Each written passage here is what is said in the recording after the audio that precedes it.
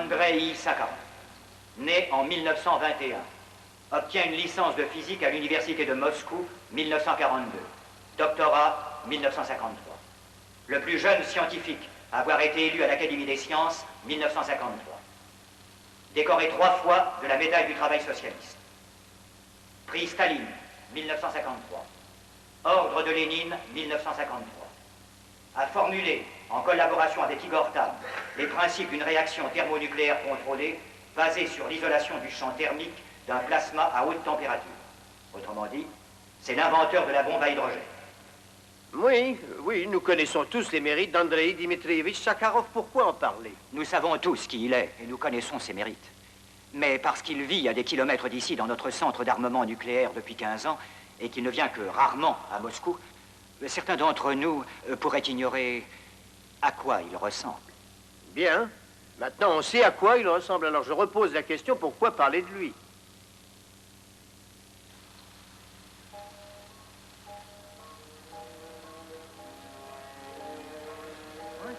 Qu'est-ce que c'est que ça? Libérer Daniel. Voilà, mais c'est une manifestation. C'est incroyable.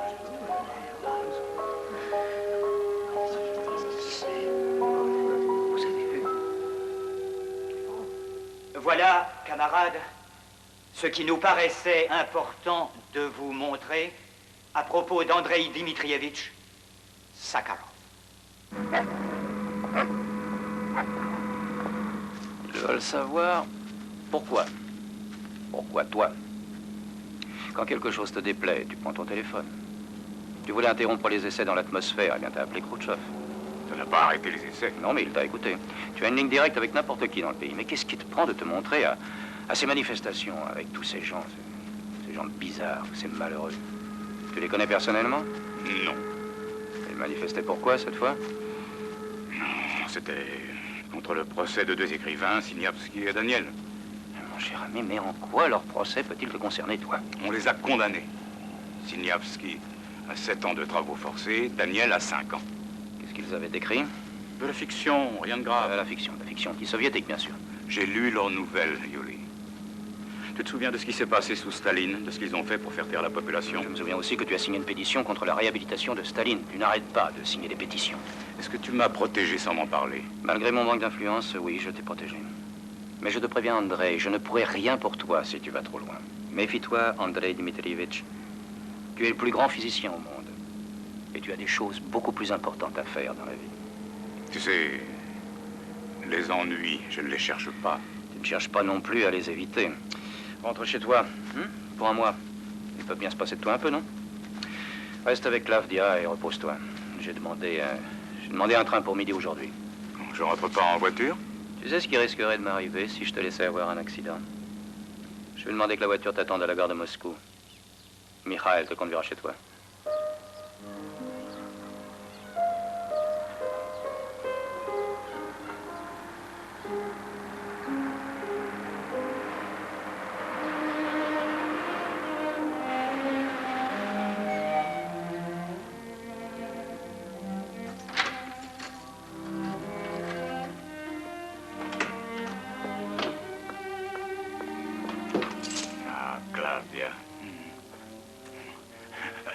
Entre, Mikhail, entre.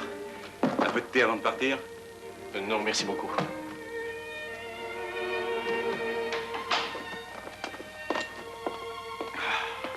Tu sais, si tu es fatigué, on peut passer la soirée ici et aller à la datcha demain. Non, je vais très bien.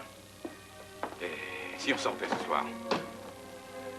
Ouh, tu as une jolie robe. Si tu la portais ce soir, hein? Que tout le monde te voit.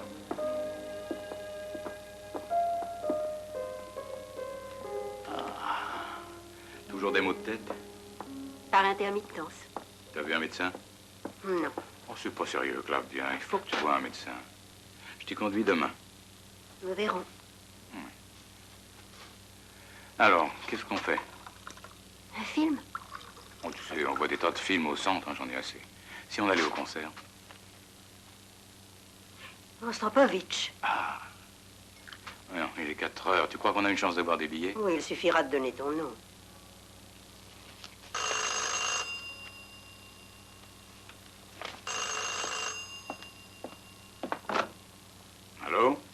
J'aimerais vous demander de signer une pétition en faveur de Yuri Daniel.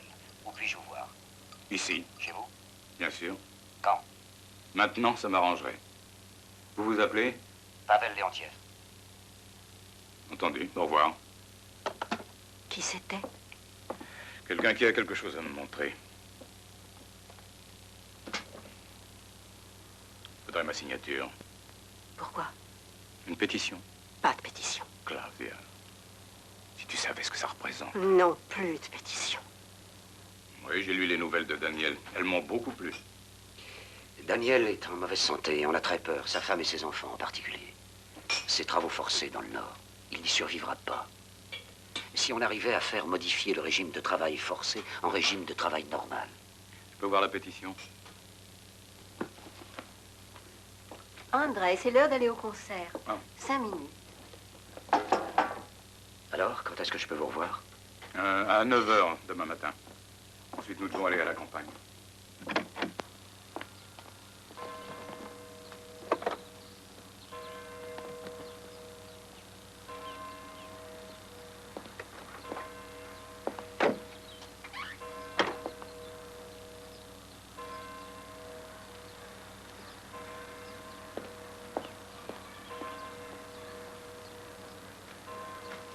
Pavel Leontiev. J'ai eu l'impression qu'on me suivait en venant chez vous et je ne voulais pas qu'on vous voie avec moi si vous n'en aviez pas envie. Alors, Andrei Dmitrievitch, que décidez-vous? Bien sûr, je la signe. C'est un honneur pour moi. Tenez.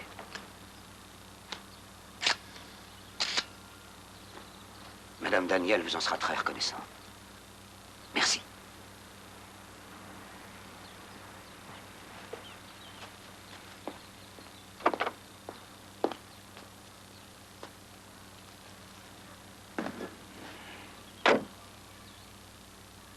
Claudia, si c'était ton mari qui était en prison, tu ne voudrais pas qu'on signe une pétition pour lui?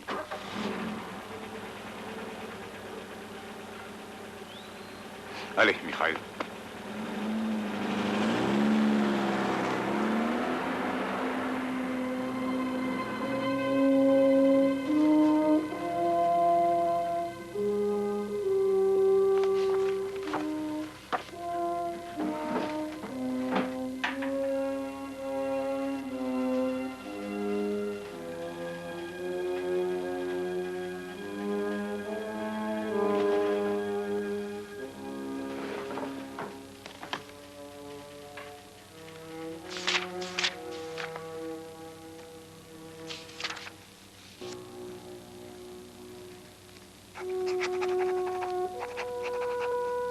Pensez.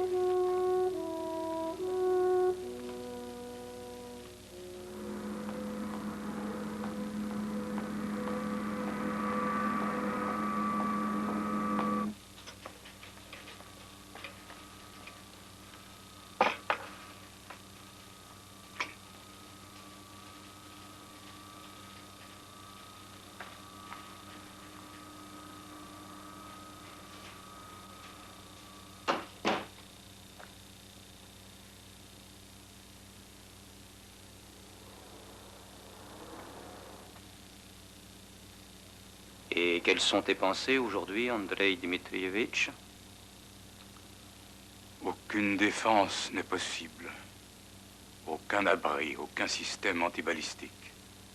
Aucune technologie. Rien ne pourra empêcher une attaque nucléaire d'être une réussite une fois déclenchée. Nous avons tous fait notre travail, et toi mieux que personne. Dis-moi, notre pays est-il moins vulnérable qu'avant? Ça, c'est une question de politique. Nous sommes des scientifiques.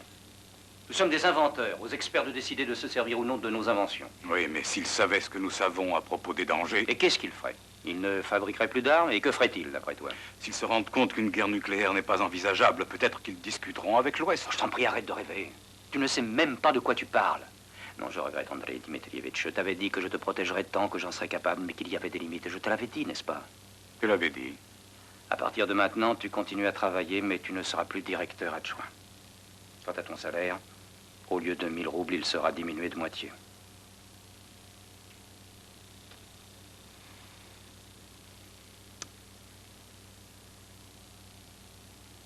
C'est très clair. Je te suis très reconnaissant pour tout ce que tu as bien voulu faire pour moi.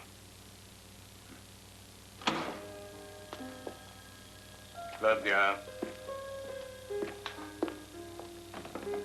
Claudia. Claude. Michael, appelle un médecin.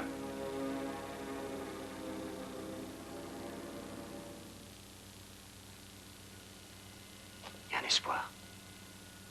Ils disent que non. Elle doit rester au calme, on ne peut rien pour elle.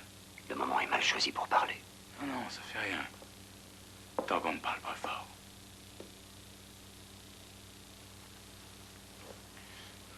Je suis venu vous dire que vos pensées à propos de la course aux armements, sur la coexistence avec l'Ouest et à propos du droit individuel de parler librement de tout sont essentielles. Et le plus important n'est pas que quelqu'un ait pu avoir ces pensées, mais que ce soit vous. Je suis donc venu pour essayer de vous convaincre de développer ces pensées, pour le profit de tous. Nous avons la possibilité de diffuser vos pensées.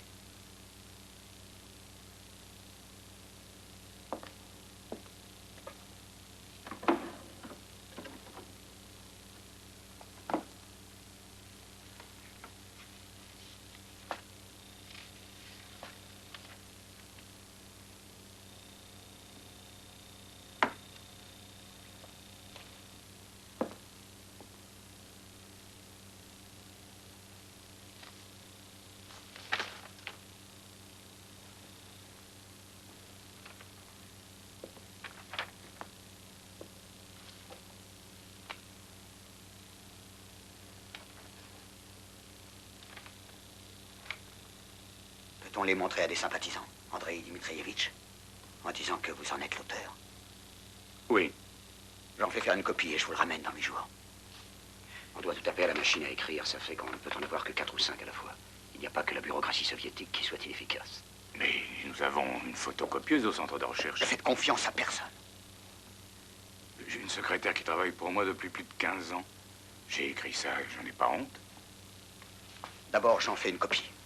Et je vous ramène l'original. Vous vous rendez compte que ces textes peuvent passer à l'étranger et qu'ils pourraient revenir en Union soviétique dans des émissions de radio occidentale? Andrei. Tu as besoin de quelque chose? Non. Qui est là? Roy Medvedev et Leontiev. Ils veulent distribuer mon manuscrit. Et je leur ai dit oui. Tu es allé trop loin. Ils ne te pardonneront pas cette fois. Je vais en envoyer une copie au comité central du parti personnellement. Je veux que la population discute de ces choses, Claudia. C'est le seul moyen d'y arriver. J'ai un service à vous demander, Vera Alexeyevna. Mais avant de le faire, je veux vous donner l'assurance que pour rien au monde, je ne voudrais vous impliquer dans quoi que ce soit de compromettant. Depuis plus de 15 ans qu'on se connaît, est-ce la peine de me le dire? Je ferai tout ce que vous voudrez. Non seulement avec joie, mais de tout mon cœur.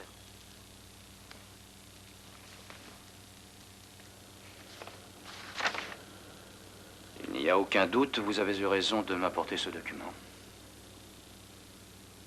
C'est très bien, Vera Alexeyevna.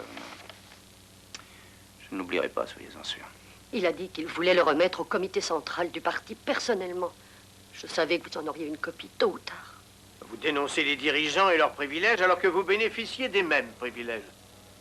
Vous avez une voiture, un chauffeur, vous gagnez 1000 roubles par mois. 500 roubles, camarade Slavski. Dès que j'ai soupçonné qu'il était impliqué dans ces histoires, j'ai réduit son salaire. Les personnes qui assument d'aussi grandes responsabilités doivent avoir certains avantages. C'est pour la bonne cause. Vous parlez de ce que vous appelez les excès de Staline. Le parti a condamné les graves erreurs dues au culte de la personnalité. Mais je vais vous dire, sans une main d'acier, il aurait été impossible de restaurer l'économie après la guerre. Impossible de briser le monopole nucléaire américain. Une belle réussite dans laquelle vous avez une part. Notre devoir, c'est d'être fort. Plus fort que les capitalistes, afin de ne plus jamais perdre 20 millions d'hommes bêtement tués. Nous ne serons plus jamais à leur merci. Ensuite viendra la paix. Ministre Slavski, je suis d'accord sur la nécessité de la paix. Mais je ne suis pas d'accord quand vous dites que notre supériorité nucléaire rendra la guerre improbable. Vous n'êtes pas ici pour discuter de vos espoirs, de vos convictions, ni de quoi que ce soit. À qui l'avez-vous donné? Au comité central du parti et à d'autres personnes. Quelle personne? Je ne peux pas le révéler. Tout Moscou est au courant. Ils veulent savoir comment on a pu le laisser faire. Comment est-ce arrivé aux radios étrangères? J'ai autorisé les personnes à qui je l'ai confié à l'envoyer hors de nos frontières. Nous vous demandons de faire une déclaration disant que vous reniez toutes ces pensées. Ce sont mes pensées, ministre Slavski. En tout cas, nous vous demandons de faire une déclaration disant qu'il est scandaleux de la part des ennemis de l'Union soviétique de vous exploiter de cette façon. Vous refusez? Je ne crois pas avoir été exploité, ministre Slavski. Quels sont vos projets maintenant, si ce n'est pas un secret? Je vais passer autant de temps que possible avec ma femme, travailler à de nouvelles idées, au centre de recherche, tant que c'est possible.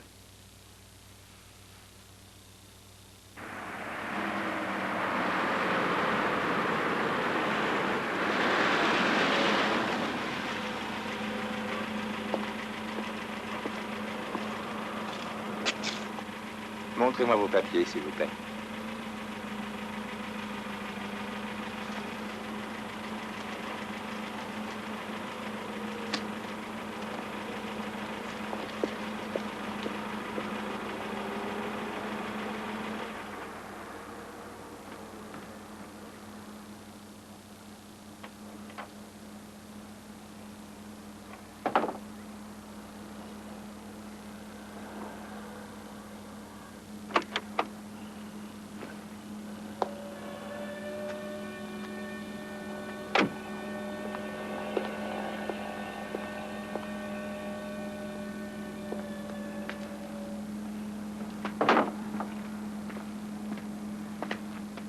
Votre laissez-passer a été annulé.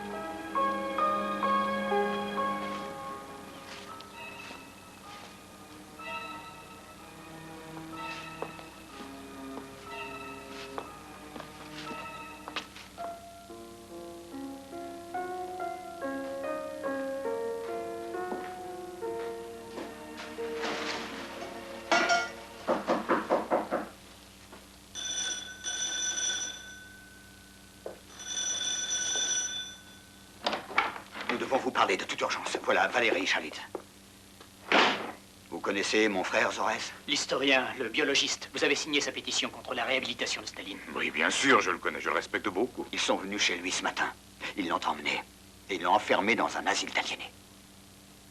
On en reparlera au prochain symposium. Je vous en prie. Les participants au symposium international de biochimie sont priés de bien vouloir gagner leur place.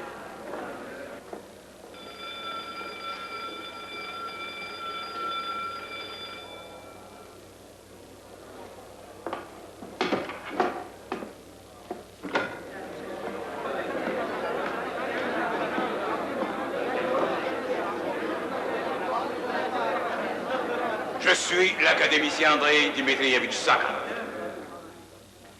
Je recueille des signatures pour prendre la défense du biologiste Zoris Medvedev, qu'on a placé illégalement et par la force dans un asile psychiatrique à cause de ses écrits. Chacun peut venir me voir entre les sessions ou à mon domicile, Choukinsky, Proitz au 67.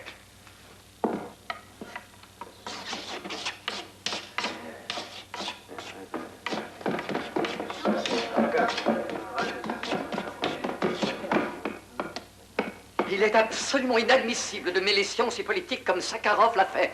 Inadmissible. Choukinski Freud au 67.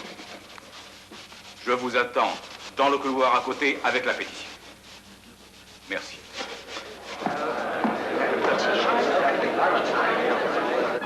Et alors, au bout du 4e jour, les hommes du KGB sortent de la pyramide et annoncent qu'il n'y a pas de doute, c'est Ramsès 25 qu'on vient de trouver. L'archéologue demande, mais vous en êtes vraiment sûr? Et le type du KGB répond, et il a avoué, ce salaud. Une seconde.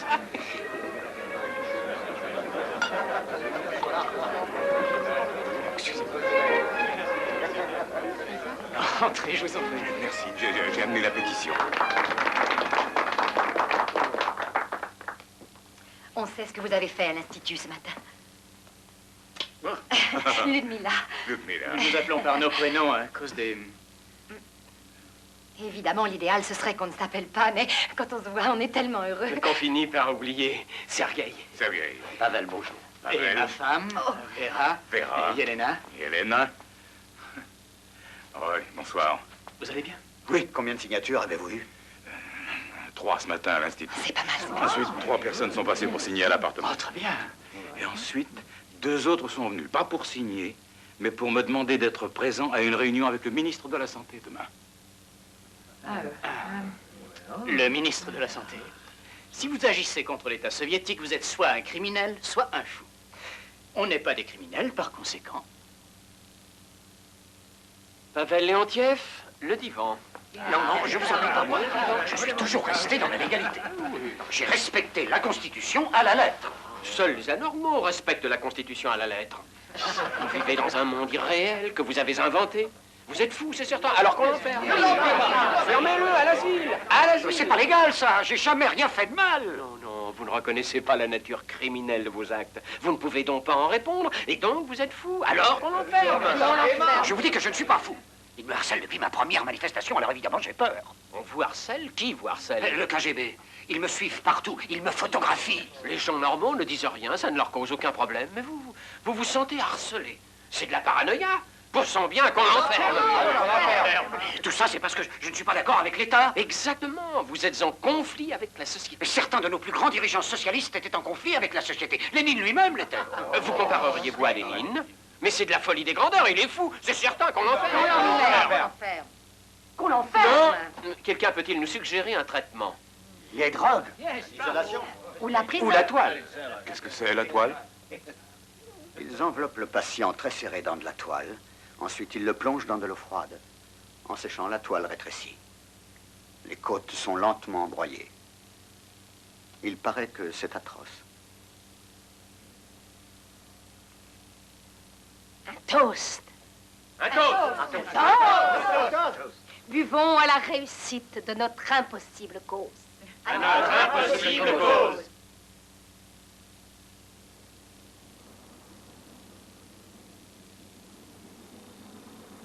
Les psychiatres sont formels. Le patient Medvedev est un schizophrène virtuel. Il souffre d'un dédoublement de la personnalité et socialement, il est inadapté. Un schizophrène virtuel. Ça veut dire qu'il ne l'est pas encore. Qui est-ce qui a émis ce diagnostic? Et sur quoi basez-vous vos conclusions? Sur ses écrits. Quels écrits? Sur la biologie et la politique. Et qu'est-ce qu'ils ont de schizophrène? Le fait qu'une personne ait des activités dans 2 univers aussi éloignés l'un de l'autre est significatif d'un dédoublement de la personnalité. Quels symptômes avez-vous observés chez le patient? Aucun. Si vous aussi vous étiez psychiatre comme moi, vous sauriez que l'absence de symptômes n'est pas la preuve de l'absence de la maladie elle-même. Il est en proie à des fantasmes. Il faut m'aider à comprendre. C'est juste, je ne suis pas psychiatre. Des fantasmes à propos de quoi? Des fantasmes de paranoïaque réformiste. Ah, et ces fantasmes de paranoïaque pour réformer la société doivent inclure son appel pour la liberté de correspondance et contre la manipulation politique de la science. Oui, entre autres. Et son appel contre l'utilisation de la psychiatrie à des fins politiques. Je suis persuadé, ministre Morozov, que ce sont uniquement ces activités que vous lui reprochez. Dites-moi, quelle drogue allez-vous administrer aux patients? Quels seront ses effets? Quels seront les effets secondaires et combien de temps dureront-ils? S'il vous plaît, soyez aussi précis que vous le pourrez. Le fait que vous ayez envoyé votre manuscrit hors de notre pays prouve que vous aussi auriez besoin qu'on s'intéresse à votre santé mentale.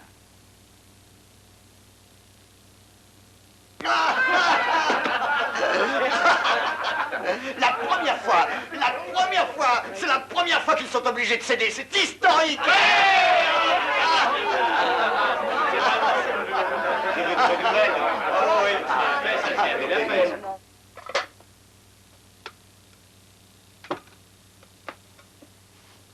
Un événement grandiose.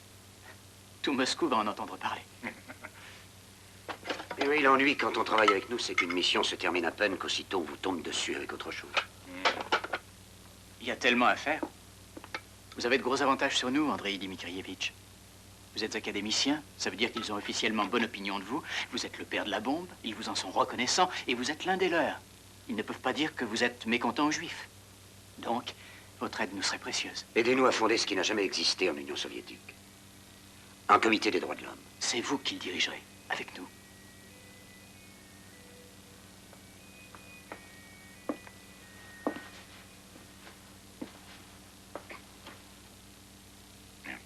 Quel sera le rôle de ce comité? En Union soviétique, nous avons une constitution, nous avons des lois, seulement personne ne les prend au sérieux. Ça ne veut pas dire qu'on ne doit pas les prendre au sérieux ou que c'est impossible. Ce que nous voulons, c'est veiller à ce que nos droits soient respectés. Ouais, voilà une idée séduisante. Mais pourtant, je dois vous avouer que... Je vous avoue que je ne me vois vraiment pas à la tête de quoi que ce soit. Mais concrètement, quel sera le rôle de ce comité? Être présent dans les procès. S'assurer que les procédures légales sont bien suivies. Préparer des pétitions. Faire des rapports sur ce qui se passe dans les goulags, dans les hôpitaux psychiatriques, tout en restant dans la stricte légalité. Nous serons vigilants, sans entrer en action. En Union soviétique, être vigilant, c'est entrer en action. Mais vous croyez que ce comité pourra changer les choses, qu'il ne fera pas naître de faux espoirs? Si seulement on arrive à les faire parler des droits de l'homme, si on les force à les prendre en compte, ils sauront que le peuple entier les surveille. Jusque-là, ça ne s'est jamais produit. Nous ne vous cachons pas qu'il y a certains risques pour vous.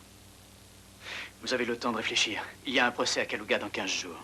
Vell et Pimenov, des mathématiciens. Ils ont distribué des samizdat. Votre présence peut être utile. La salle est en pleine d'ouvriers, il y a aucune place libre à l'intérieur. Mais c'était légal, vous n'avez pas le droit de Laissez-nous entrer. des accusés. Mais vous n'avez pas le droit de nous indiquer que la salle d'audience est pleine à craquer. Mais qu'est-ce que vous demandez de laisser entrer personne? C'est une idée, j'obéis aux ordres, moi c'est tout. Pardon, je suis l'académicien Sakharov. Académicien? Bien sûr, passez. Allez-y. Merci.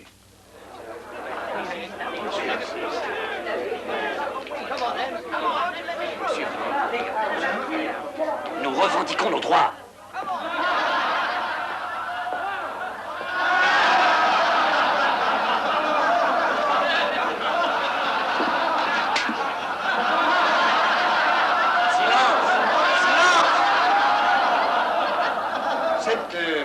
Cette samizdat, cette publication secrète, c'est vous qui avez tapé tout le manuscrit, oui ou non? Oui.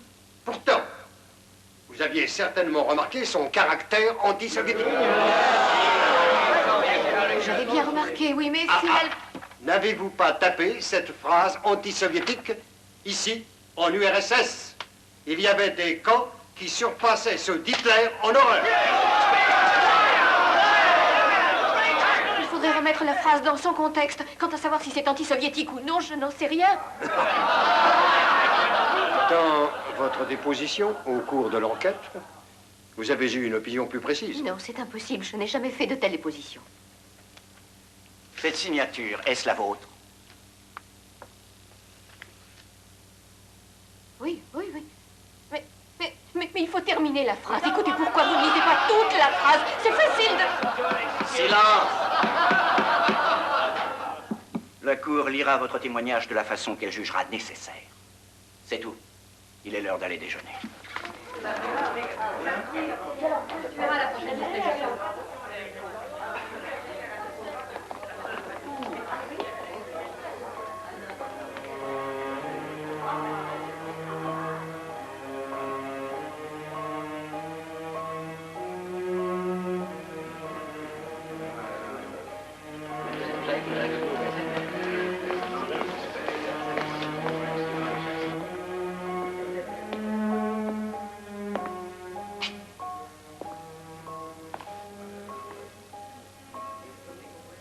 Sakharov.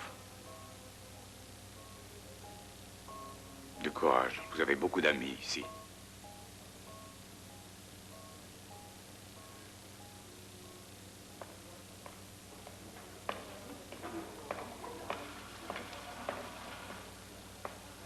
Buvez du lait, ça vous fera du bien. Je suis médecin, je vous conseille d'en boire. Non, je bois jamais de liquide froid, ça me rend malade. Vraiment? Oh, comme c'est étrange.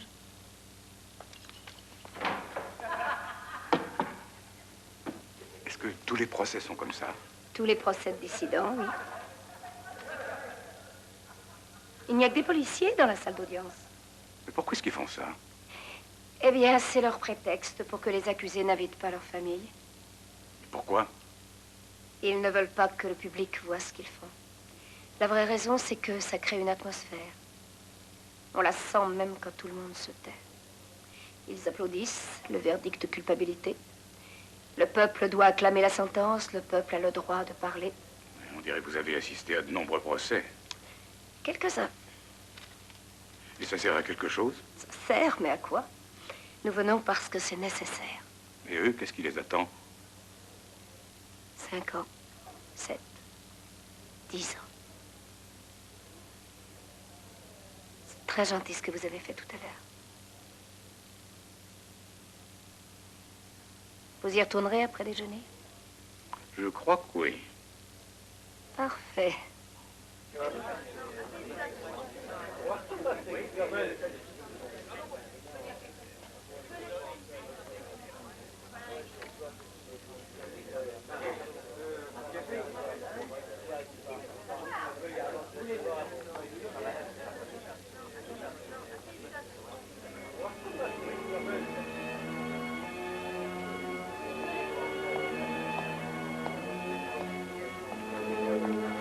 Prenez ça, je vous en prie. Ça peut sauver la vie de mon mari. Je vous en prie.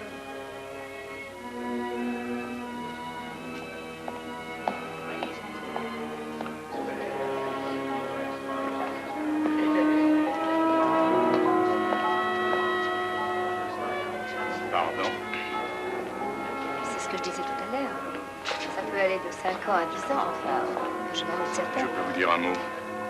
Mais bien sûr.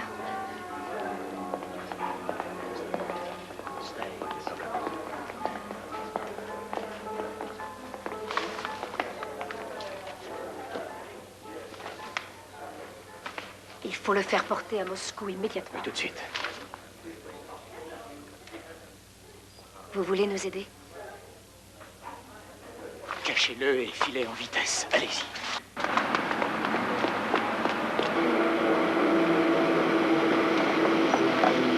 Attention, départ du train, 15 à Moscou. Quai numéro 2. Les personnes accompagnant les voyageurs sont priées de descendre de voiture.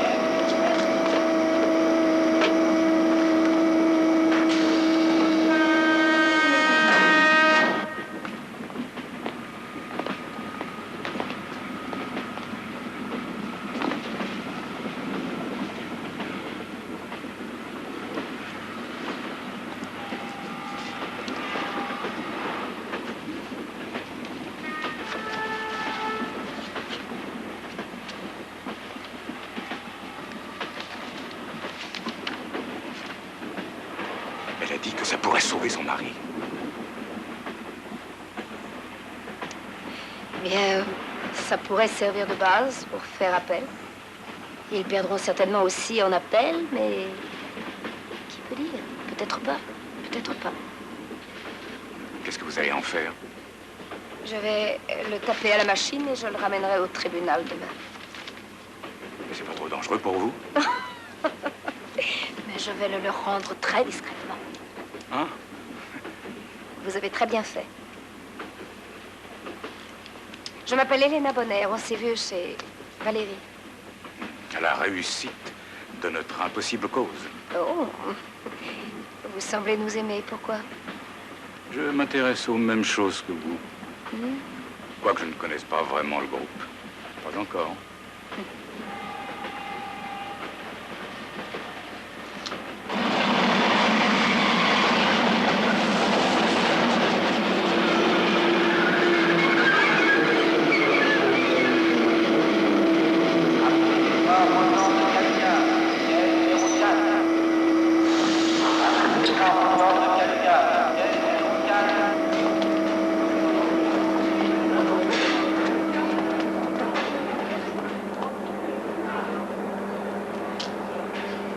ça a été vraiment une aventure pour moi. Peut-être qu'on pourrait recommencer une prochaine fois, les deux. J'espère que nous aurons moins à courir. Valérie, Pavel et moi avons fondé un comité de défense. Oh. Oui, tous les jeudis soirs, les gens viennent à mon appartement et on essaye de leur donner un coup de main. Ah, c'est très bien. Oui. Rien ne dit que les gens feront vraiment l'effort de venir, mais s'ils viennent, on pourrait avoir besoin de vous. Oh, vous êtes sûr que vous aurez besoin de moi? En tout cas, c'est très gentil. Ben, nous verrons. Bon, bonne journée, académicien Zakharov.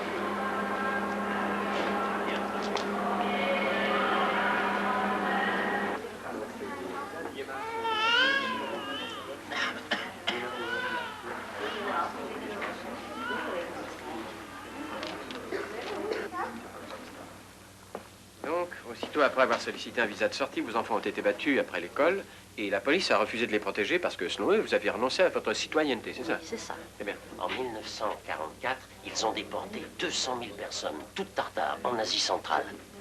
Tout ce que nous voulons, c'est rentrer chez nous. Mais ils craignent qu'en vous laissant vivre, où vous voulez, d'autres demandent la même chose. Le nom du président, s'il vous plaît. Le président, quand on se réunit pour prier, il nous colle des amendes. La dernière fois, j'ai payé une amende de 100 roubles. Quel est le montant de votre retraite? Je touche seulement 28 roubles par mois.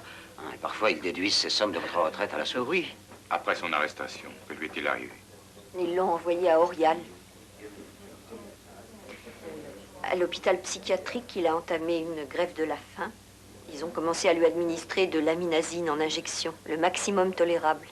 Il ne dormait plus du tout, mais ils ont continué à lui administrer ces doses pendant 12 jours d'affilée. Ensuite, ils lui ont donné de l'allopéridol en comprimé 2 cachets 2 fois par jour, ça fait 4. Et Kozic, le chef du centre psychiatrique, a dit que le traitement durerait très longtemps. Quant à mon mari, il dit que c'est pire que tout ce qu'il a dû prendre jusqu'à maintenant. Il dit qu'on s'est à peine allongé, qu'on a envie de se remettre debout, et quand on est arrivé à faire un pas, on veut aussitôt se rasseoir. Et quand on est assis, on veut remarcher alors qu'on n'a nulle part où aller. Il dit que, premièrement, son intérêt pour la politique a commencé à disparaître. Ensuite, son intérêt pour les problèmes scientifiques. Ensuite, son intérêt pour sa femme. Et pour ses enfants.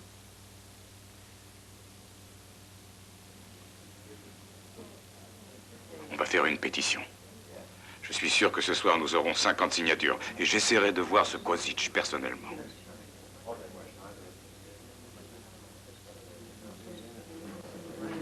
J'ai peur de la police. Vous allez pouvoir vous occuper de tout le monde. On est bien obligé. Je vous demande pardon, madame. Mais il y a tout le monde juste quand bien les recevoir. Elena! André, Ah, ça me fait plaisir de vous revoir. que dois-je faire exactement? Mais il y a un monde fou. Eh oui, on ne s'attendait pas du tout. Venez, venez. Il y a tellement de cas. Je ne savais pas qu'il y avait autant de malheureux. Oui, j'ai fini par venir parce que moi aussi, j'ai besoin qu'on m'aide, en fait. Qu'est-ce qu'il y a? Non, j'attendrai mon tour. On verra plus tard, mais je peux m'installer là? Oui. Oui, je vais enlever tout ça.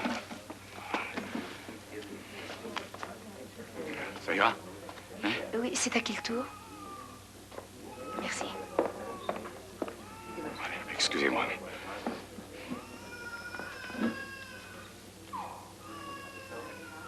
Ils ont essayé tous les moyens légaux pour quitter le pays. Mais ils sont juifs. L'an dernier, un seul millier de juifs a été autorisé à émigrer en Israël. Tous les autres qui ont demandé des visas sont arrêtés, harcelés ou ignorés. Alors, ce petit groupe a décidé de faire un grand coup d'éclat qu'on ne pourrait ignorer ni ici, ni à l'ouest. Ils pensaient prendre des places d'avion sur un vol intérieur soviétique et ensuite détourner l'appareil et filer en Suède. Mais le KGB était au courant de ce projet depuis des mois. Ah, se dirent-ils, quelle chance! Voilà l'occasion de briser ce rêve d'une patrie juive. On va leur faire voir. Ils ont attendu que le groupe soit effectivement arrivé à l'aéroport et puis ils les ont arrêtés, avant même qu'ils aient embarqué.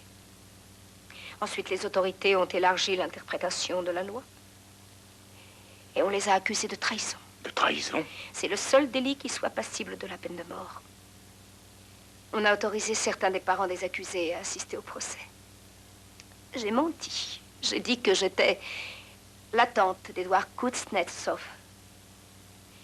Quand la sentence de mort a été prononcée, les gens dans la salle d'audience étaient tous debout en criant de joie. J'ai crié fasciste, fasciste. Seuls les fascistes peuvent applaudir une telle sentence.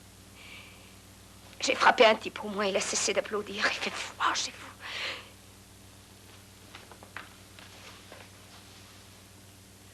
Tenez. Seule la publicité peut faire reculer ce régime.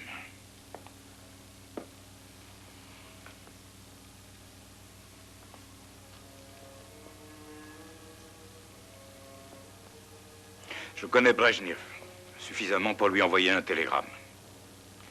Je vais lui dire que je suis pour l'application de la loi, mais contre la peine de mort.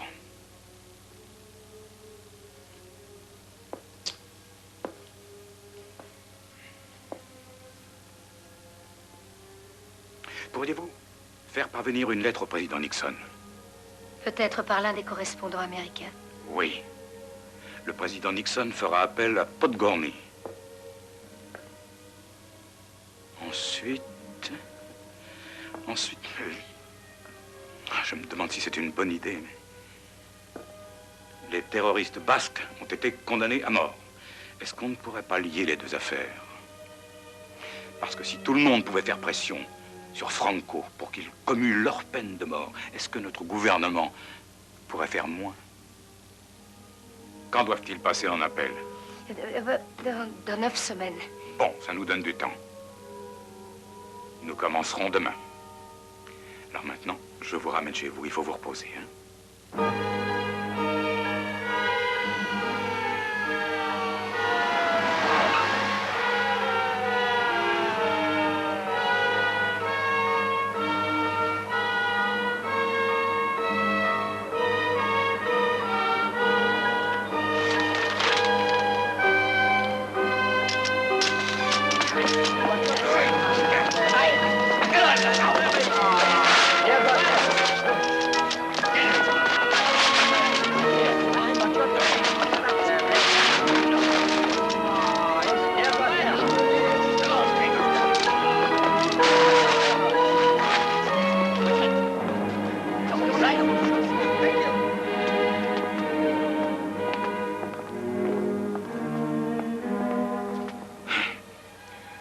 Sentences de mort ont été commuées en 15 ans de travaux forcés.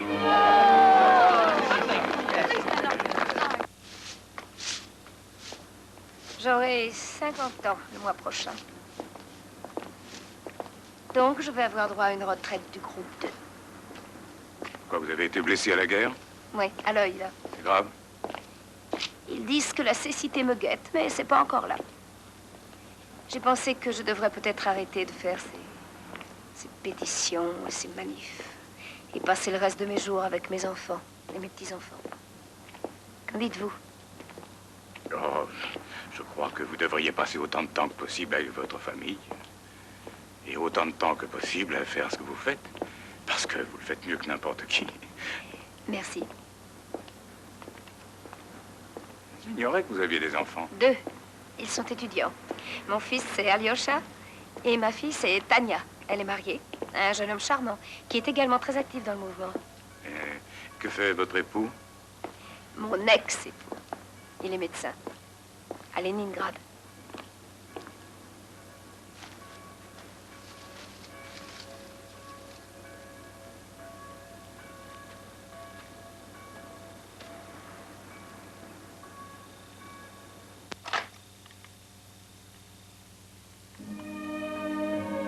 Merci.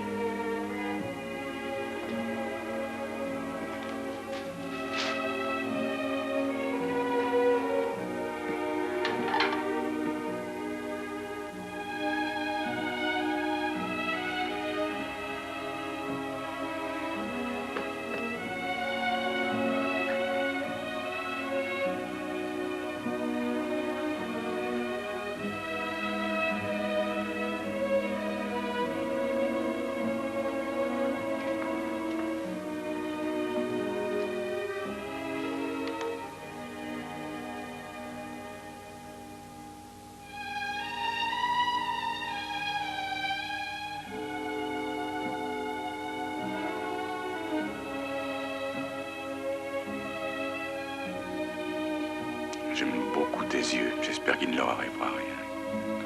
Ils sont brillants, pleins de vie, magnifiques, Elena. Ma famille m'appelle Lucia. Lucia.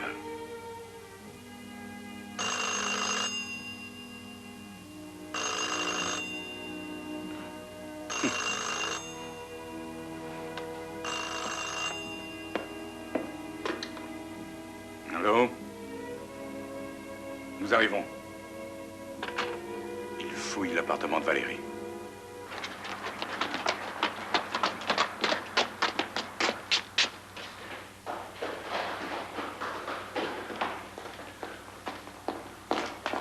L'ascenseur est en panne. Ah oui, je veux voir. Ce petit jeu les amuse. Il n'est pas en panne, mais ce qu'ils veulent, c'est qu'on monte les 6 étages. Fasciste!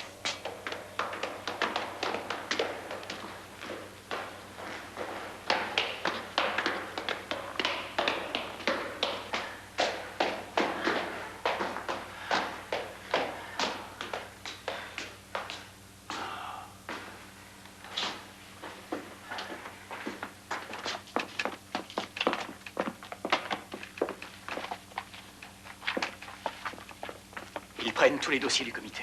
Et tout ce qui leur tombe sous la main. Que pouvons-nous faire? Et regardez, j'ai plus de 3000 bouquins. La nuit risque d'être longue.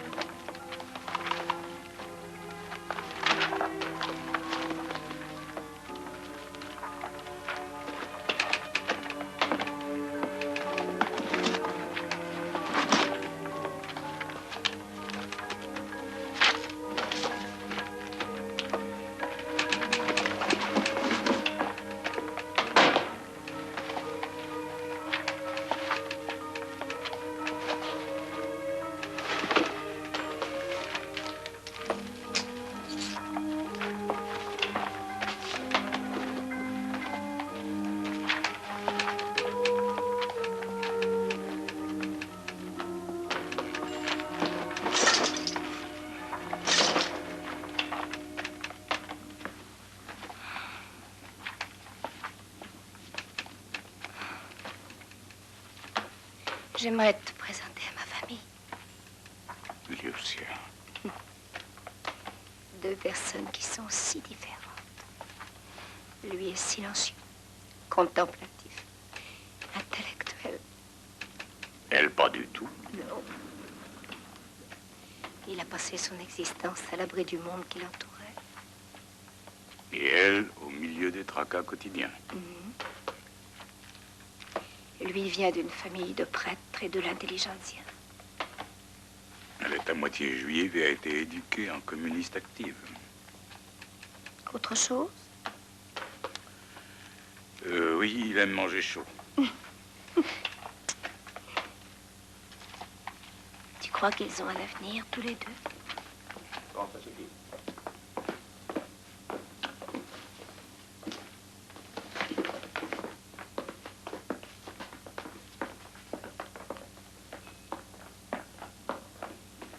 Qui peut prédire l'avenir? Donc, toi et moi, nous devons faire que chaque année passée ensemble compte pour 3, Lucia.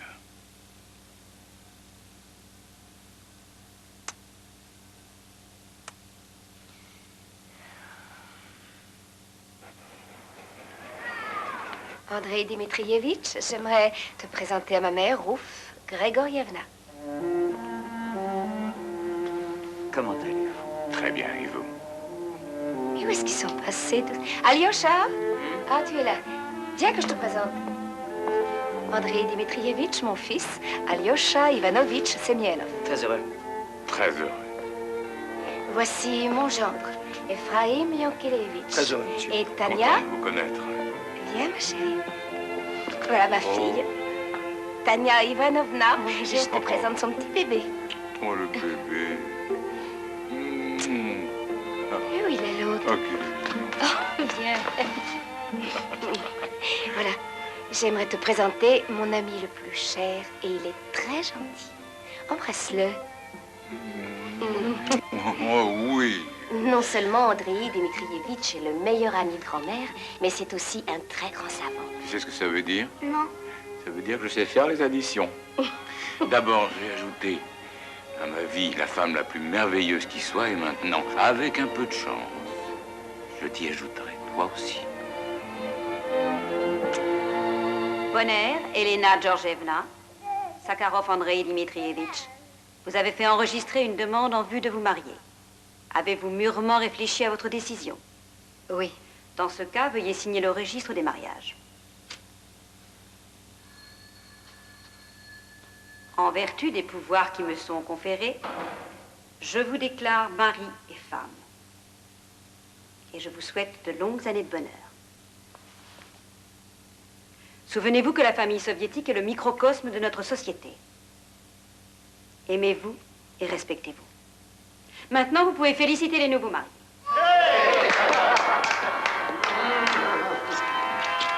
Tiens, prends-le. Félicitations. Merci.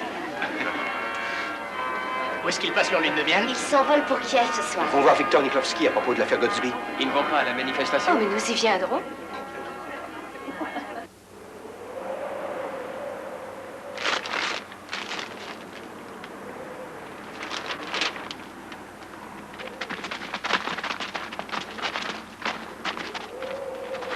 Allez, allez, allez, allez. Allez. Allez, en route. Toi aussi. Allez. Allez, monte là-dedans. Lève-toi. Fini. Allez, vas-y. Entrez là-dedans. Alors, monte.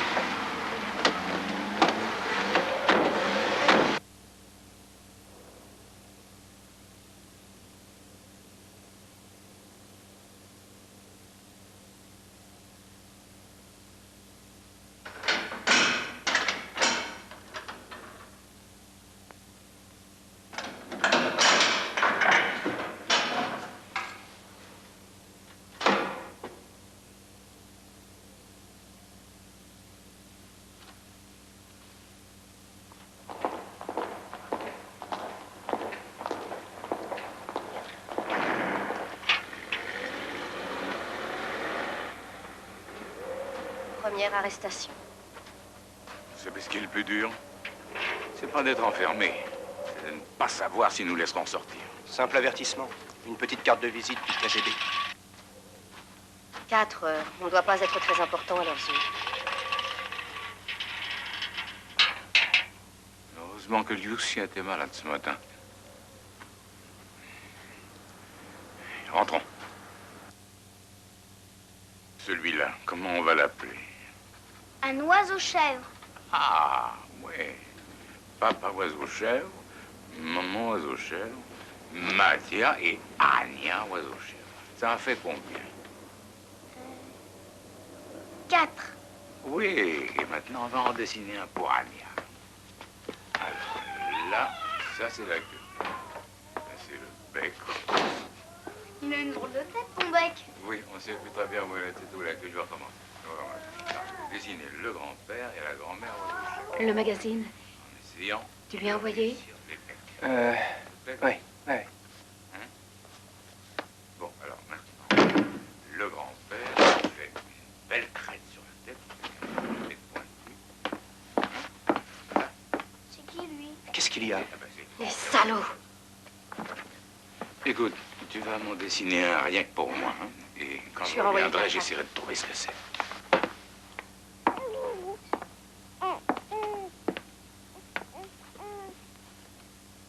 Ils l'ont envoyé de l'université. Vous êtes un confrère, vous savez que je vous respecte, mais il serait injuste de la punir parce que je suis devenu son père. Ça n'est pas la raison. Oui, je sais que vous ne le feriez pas, mais j'ai pensé que peut-être quelqu'un avait essayé de vous On ne influencer. m'a pas influencé. Dans ce cas, puis-je connaître la raison du renvoi de ma belle-fille? C'est un élément perturbateur dans l'université. Tous les étudiants arabes de sa classe m'ont signalé qu'elle était extrêmement contestataire.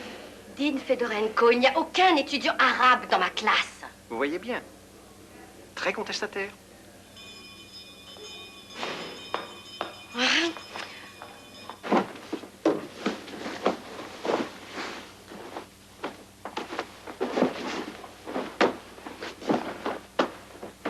Je crois que les enfants devraient quitter le pays. Quoi? Ils punissent nos enfants à cause de ce que nous faisons. Ce que nous faisons est bien. Et les enfants le savent. Ils refuseront de partir et moi aussi je suis contre. On ne les reverra jamais. Alors peut-être que nous ne devrions plus faire ce que nous faisons.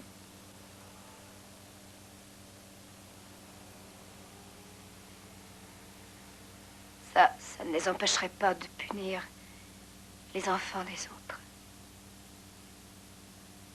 Ça voudrait dire qu'on cède à leur chantage.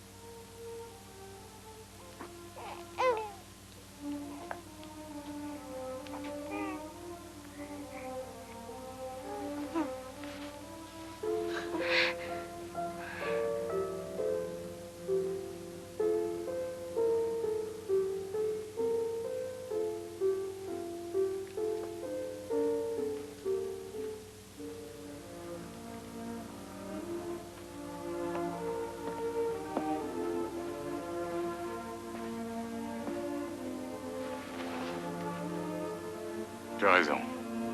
Nous arrêterons quand ils arrêteront.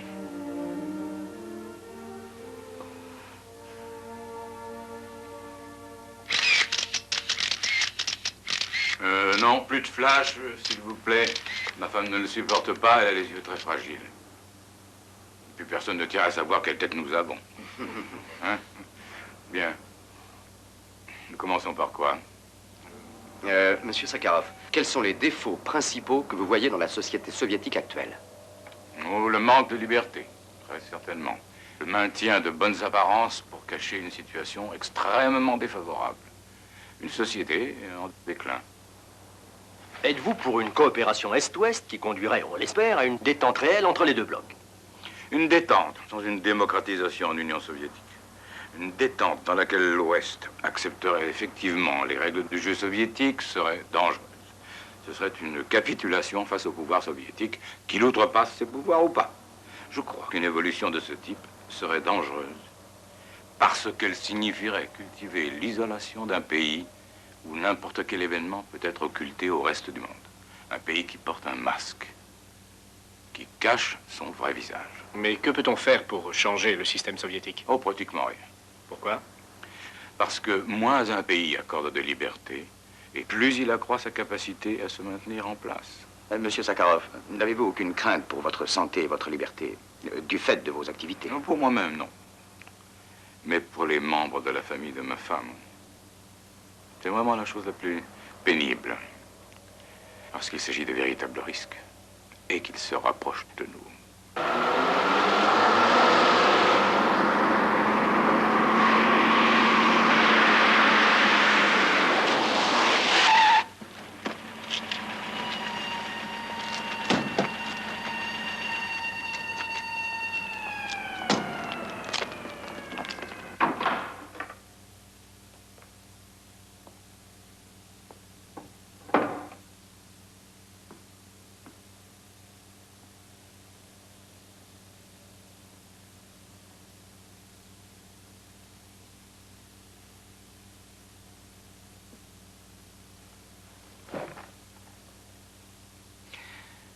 Cette conversation est destinée à n'être pour l'instant qu'une mise en garde.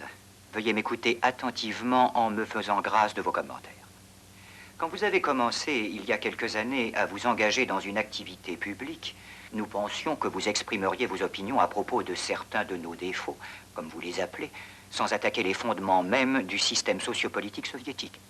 À l'époque, vos déclarations étaient déjà publiées dans la presse anti-soviétique à l'étranger. Elles ont causé un tort considérable à notre grand pays. Ces derniers temps, vos activités et vos déclarations ont revêtu un caractère anti-soviétique encore plus flagrant et encore plus nocif. Vous voyez des étrangers, vous leur donnez des matériaux destinés à être publiés chez eux. Mais je serais enchanté de voir mes écrits publiés dans la presse soviétique. Je considère la liberté de publication comme primordiale. Je vous en prie, écoutez attentivement. Vu la nature de votre travail, vous avez eu accès à des secrets d'État de la plus haute importance. Vous avez signé l'engagement formel de ne pas divulguer de secrets d'État et de ne pas en parler à des étrangers. Pourtant, vous parlez à des étrangers et vous leur donnez des informations qui pourraient fort bien intéresser les services secrets étrangers. Je vous invite à bien réfléchir à cette sérieuse mise en garde et à tirer vos conclusions. Je n'ai jamais divulgué le moindre secret militaire ou de technique militaire et je n'ai pas l'intention de le faire. De plus, j'aimerais attirer votre attention sur le fait que je ne travaille plus sur des dossiers secrets depuis plus de 5 ans. L'État a le droit de se défendre. Je n'ai pas envie d'essayer de vous convaincre, je sais que ça ne mènerait à rien. Mais il faut que vous compreniez l'importance de l'enjeu. Et qui est-ce qui a besoin de vous, dites-moi? Qui vous aide? L'an dernier, la seule chose que j'ai faite, c'est de signer 2 appels. L'un pour l'amnistie des prisonniers politiques, l'autre pour l'abolition de la peine capitale. Et chacune de ces pétitions a été signée par plus de 50 personnes. En toute sincérité, croyez-vous que la loi risque de changer rien que parce que vous le voulez? Nous devons attendre pour abolir la peine capitale. La peine capitale n'aide certainement pas à rendre la société plus humaine. Plusieurs pays au monde l'ont déjà abolie. Oui, ils l'ont abolie aux États-Unis et résultat, ils sont forcés de la rétablir. Vous semblez beaucoup apprécier la façon de vivre des Américains. Pourtant, ils permettent la libre circulation d'armes, ils tuent même leur président, et aujourd'hui, les voilà pris au piège avec leur affaire du Watergate. Je ne suis pas familier de la façon de vivre des Américains. Il est probable qu'ils ont aussi leurs problèmes et je n'ai pas envie d'idéaliser ce pays. Il faut mettre un terme à cette conversation. Et je crois que vous devriez sérieusement réfléchir à ma mise en garde. N'importe quel État a le droit de se défendre. Les articles appropriés existent dans notre code pénal aussi. Et personne ne peut se permettre de les enfreindre. Je ne suis pas d'accord avec vous quand vous me dites que j'enfreins la loi. Et en particulier, je ne suis pas d'accord quand vous dites que le fait de parler à des correspondants de la presse étrangère est illégal ou que cela peut compromettre des secrets d'État. Au revoir.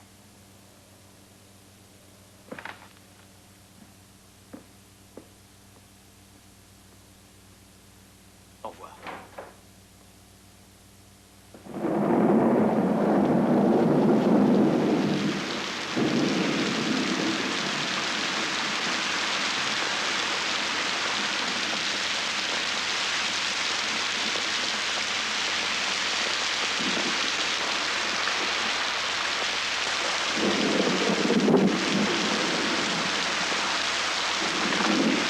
Libérez Léon Piet.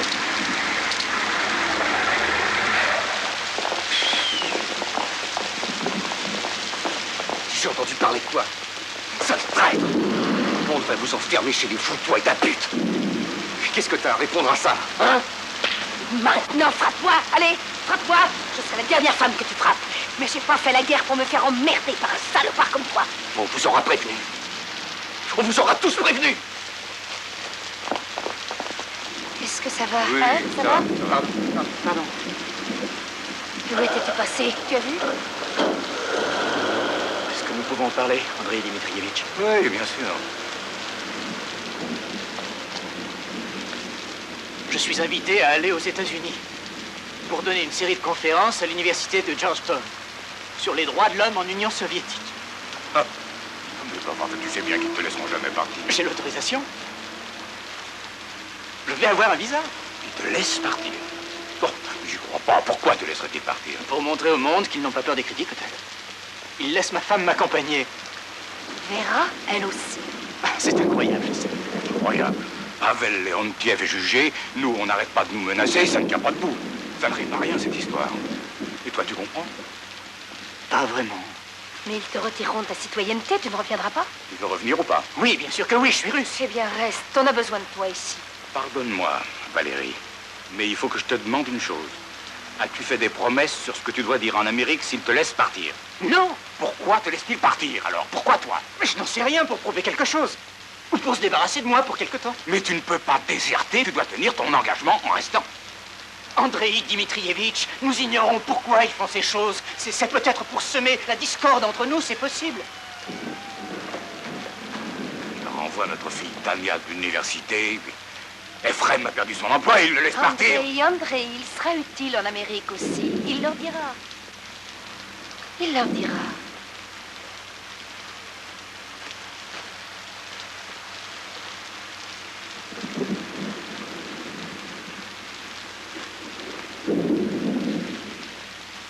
Je crois que demain, nous passerons la journée entière tous ensemble, sur le fleuve.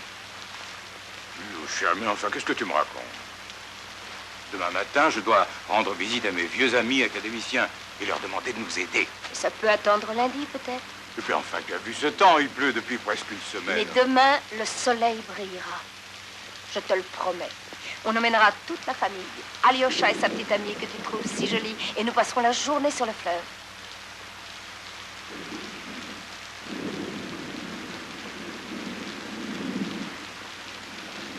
On peut toujours rester là à les regarder.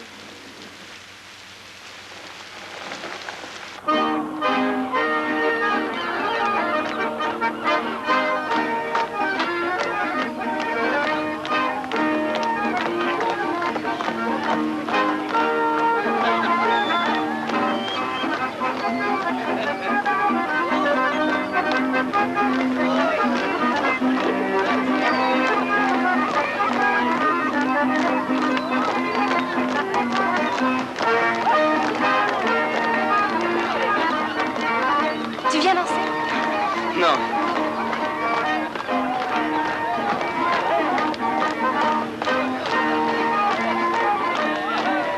Elle est vraiment jolie. Est-ce qu'elle sait qu'elle pourrait avoir des ennuis en nous fréquentant? Je lui ai tout raconté. Ah bon, et elle t'aime quand même?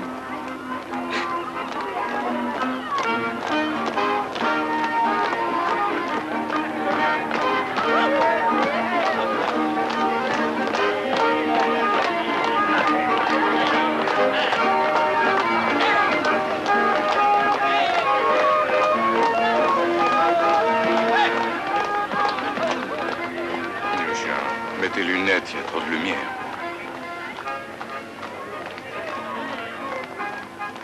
Vous savez, votre fille est une source constante d'émerveillement. Soleil, elle a promis, Soleil nous a montré. Ça doit être très différent de l'ancien temps. Vous vous imaginez une journée sur le fleuve pour des gens comme nous, sous Staline? Ça n'est pas si différent. Leurs méthodes sont différentes. Ils sont plus rusés, c'est tout. Ah, je suis pas tout à fait d'accord avec vous. Ils veulent la même chose aujourd'hui que ce que Staline voulait. Interdire au peuple de respirer. Permettez, Staline a régné par la terreur. Je ne vous apprends rien.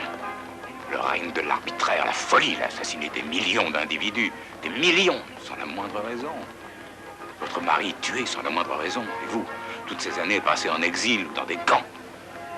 Sans la moindre raison. Ils l'ont fait pour tout contrôler, pour le pouvoir. Mais le totalitarisme, l'arbitraire, la terreur. Aujourd'hui, ils n'ont pas besoin de la terreur de Staline. Ils font les mêmes choses d'une autre façon. Vous ne savez pas encore. D'abord, c'est à l'étranger que la presse s'attaquera à vous. Ils écriront des mensonges en Tchécoslovaquie, en Hongrie. Ensuite, ils les publieront chez nous en les citant. Ensuite, notre presse écrira ses articles elle-même, disant qu'elle est d'accord avec cette opinion mondiale que tous partagent. Ensuite, ce sont vos anciens collègues qui vous accuseront. Mes collègues sont tous des gens très bien. Ils vous accuseront. Certains parce qu'ils auront peur, d'autres par lâcheté, d'autres par simple intérêt.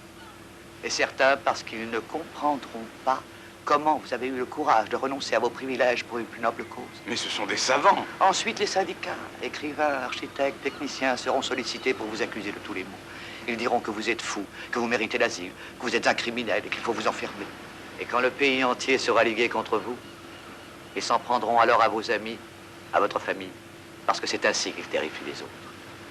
Et parce que c'est l'une des choses les plus atroces qui vaut 100 fois la torture. Ensuite, quand ils seront prêts, c'est à vous qu'ils s'en prendront. Rien n'a changé. Ils ne sont que plus rusés.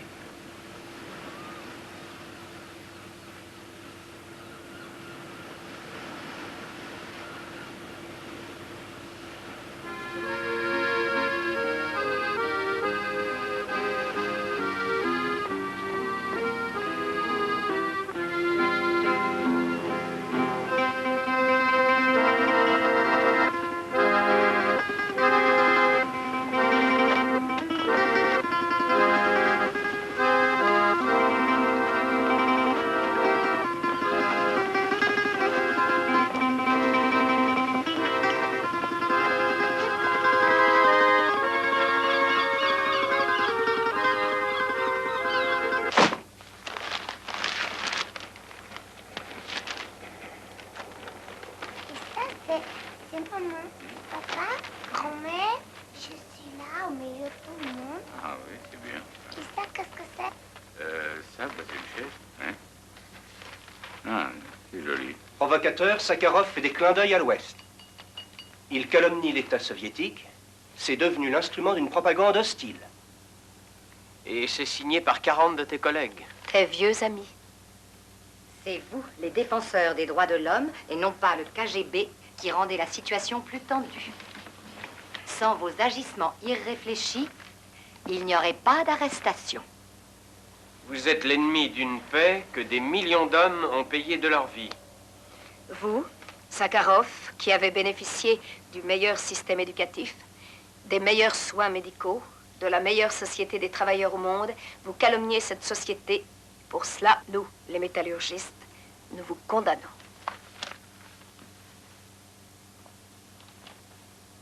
Et là, écoute, il nous semble tout à fait anormal. Et on dirait qu'ils se préparent. Aucune importance. Mais ils ont condamné Pavel Leontiev hier seulement à 5 ans d'exil. Tu ne vois pas?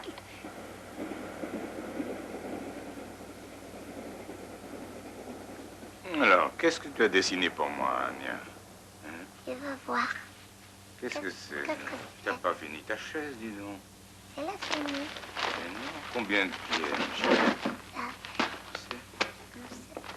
C'est 4. Eh oui. D'abord, je le sais.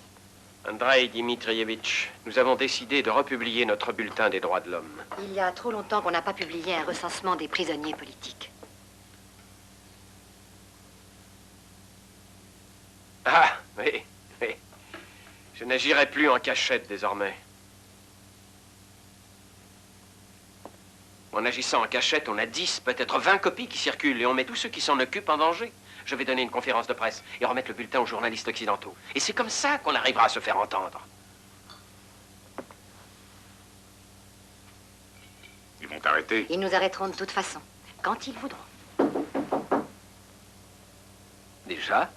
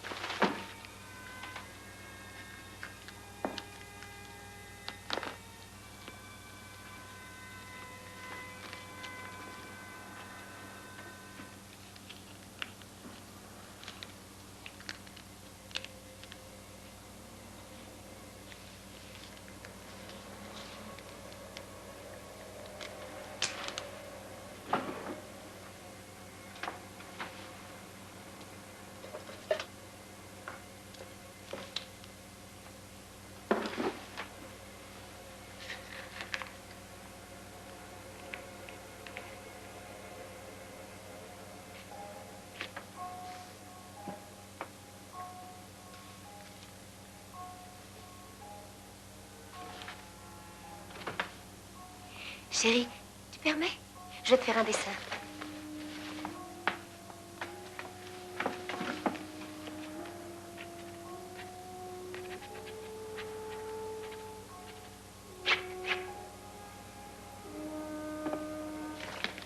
Journal de prison de mon neveu Edward.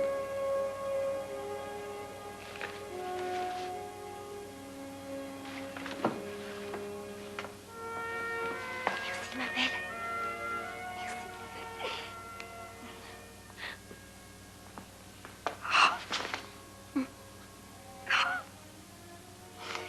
Je vais l'envoyer en Amérique. Eux le publieront.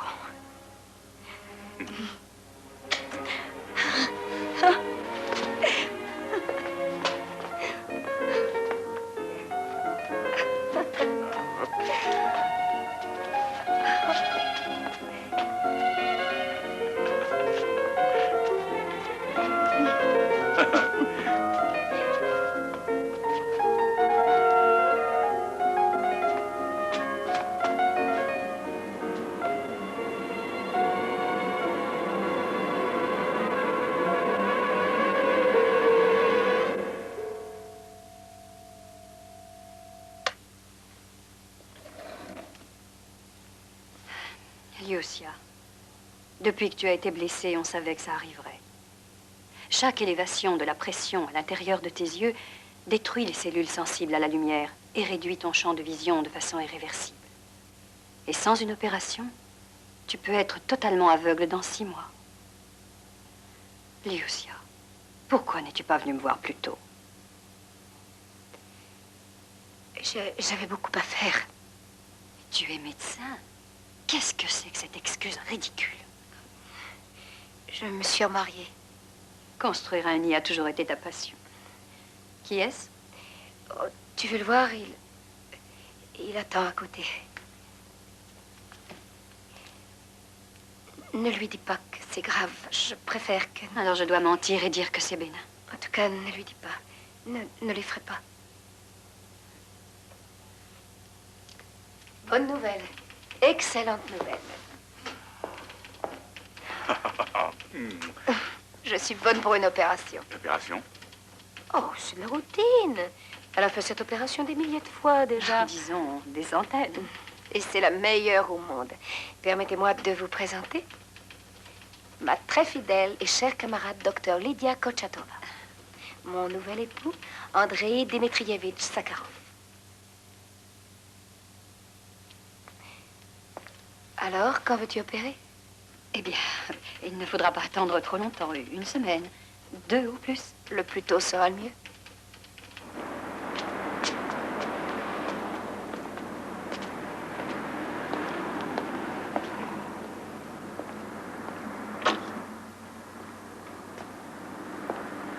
J'écris les pétitions aujourd'hui. Toi, tu vas te reposer. Je ne veux pas me reposer.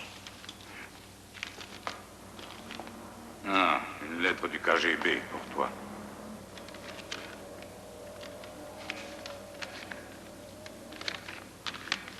Qu'est-ce qu'ils disent? Ils te donnent l'ordre de te présenter le 15 pour interrogatoire. C'est aujourd'hui? À quelle heure? 3 heures. Où? À la prison de Lefortovo.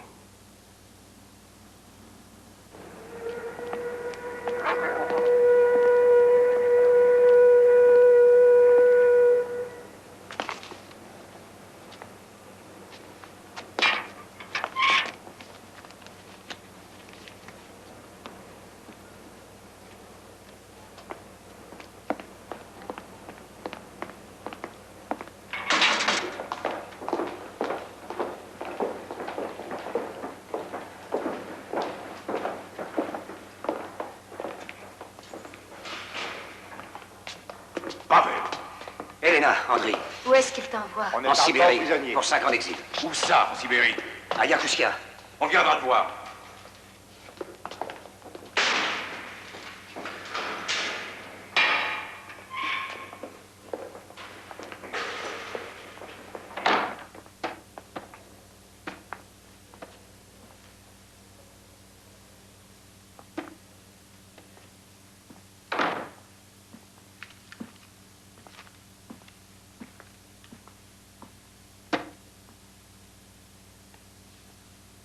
Juste à l'heure. Cela peut prendre du temps. Très bien, j'attendrai. Bien. Mettez-vous à l'aise, je vous en prie. Veuillez entrer.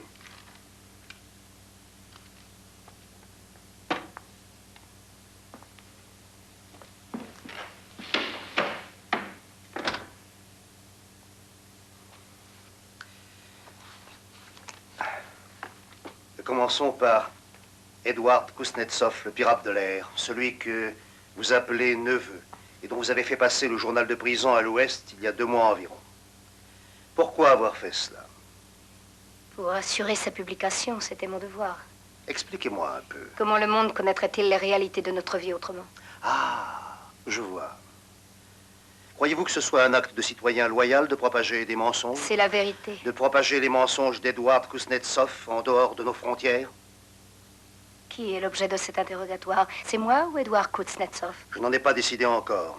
L'un ou l'autre, tous les deux. Tous ceux qui pensent comme vous. Je refuse de témoigner contre Edward Kuznetsov, ni contre qui que ce soit. Ni contre moi-même, d'ailleurs, si c'est moi l'objet de votre Cela dépendra interrogatoire. de votre attitude ici.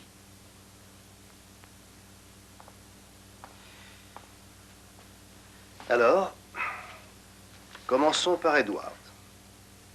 Quand l'avez-vous rencontré pour la première fois? Je refuse de répondre à cette question. Quoi? Est-ce tellement important? Je ne comprends pas. Pourquoi refuser de répondre? Dites-moi. Je refuse de répondre à cette question. J'ai vraiment tout le temps nécessaire pour vous faire avouer, mais je ne veux pas le gâcher. Je connais la date de votre première entrevue avec Kuznetsov. C'était le 15 décembre 1966, à 10 h du matin, à votre appartement. Donc ça ne rime à rien de refuser de répondre, n'est-ce pas? Je refuse de répondre à cette question.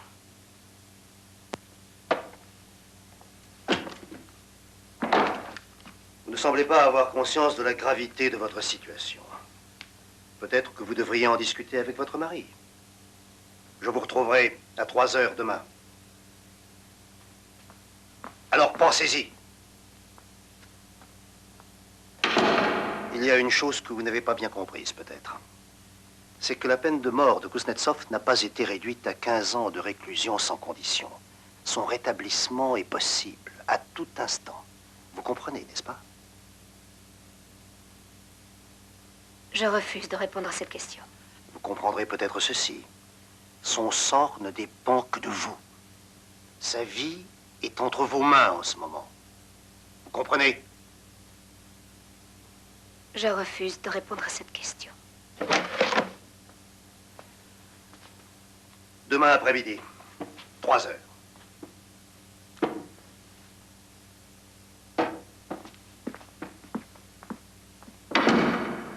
Avez-vous envisagé cette possibilité? Le fait même de rester assise là, à répéter continuellement cette phrase, je refuse de répondre à cette question, peut devenir une preuve irréfutable de déficience mentale, avec toutes les évidentes conséquences. Je refuse de répondre à cette question. En tant que mère, avez-vous réfléchi au sort de vos enfants? Je refuse de répondre à Sans cette parler de question. votre mari, bien sûr. Je refuse de répondre à cette question. Eh bien alors, dites-moi, cela vous est-il égal de ne pas rentrer chez vous ce soir? Parce que j'appelle les gardes dans 1 minute.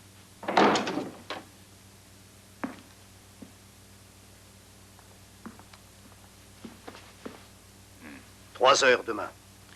Non. Elle ne viendra pas demain. Je prends toute la responsabilité de son refus de se présenter. Non, j'en prends la responsabilité. Vous viendrez. Vous viendrez où j'envoie un camion vous chercher. Vous ainsi que vos amis anti-soviétiques et vos correspondants étrangers.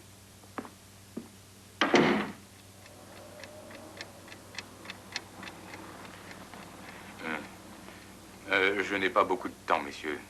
Oui.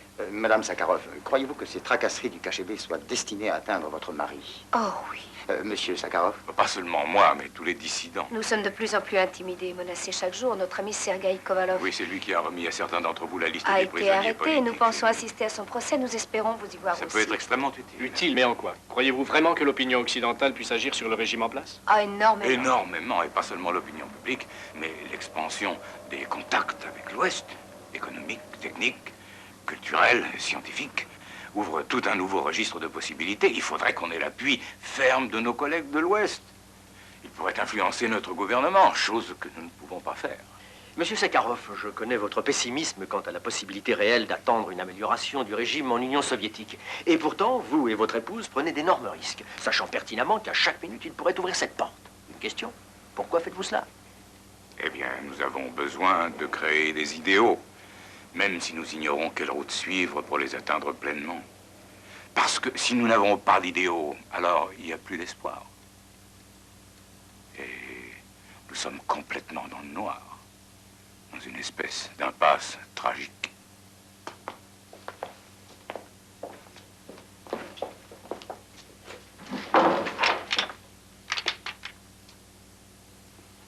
Il y a 2 hommes qui sont venus me voir. Qu'est-ce qu'ils vous ont dit? Que si j'opérais Lyusia, je ne pourrais plus jamais exercer. Lydia, sois sans crainte, on ne te fera pas ça. J'ai fait ce que j'ai pu. Ce n'est pas votre faute. Vous n'avez rien à vous reprocher. Connais-tu quelqu'un digne de confiance qui puisse faire l'opération? Il y en a d'autres qui pourraient le faire, oui. Mais vous leur feriez confiance?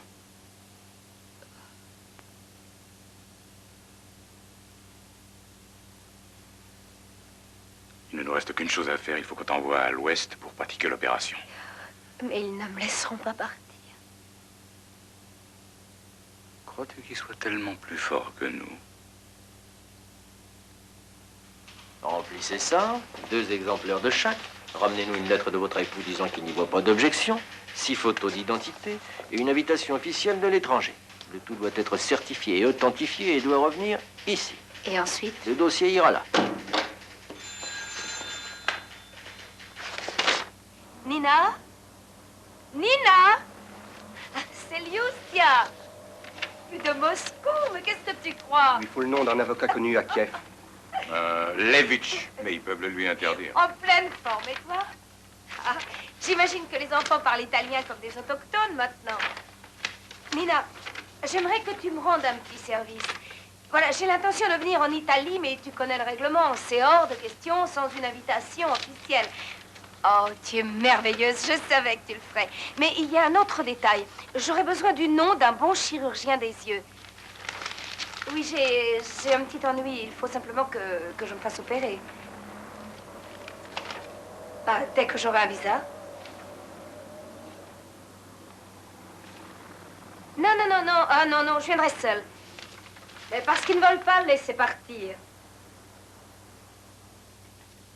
Mais on l'a invité à donner des conférences. Mais il refuse de le laisser partir. Ah, Nina, écoute, non, non, je vais raccrocher maintenant. À bientôt, j'espère, sur le Ponte Vecchio. Au revoir. Au revoir. Elle a dit que tu es très célèbre en Italie. Ça fait 5 mois. Et tous les mois, son champ de vision diminue. Je dois insister pour avoir une réponse. Vous insistez afin qu'on vous autorise à quitter le pays de manière à ce que le monde entier pense que la médecine soviétique ne vaut rien? La réponse est non. Dans ce cas, nous devons faire ce que nous nous sommes préparés à faire.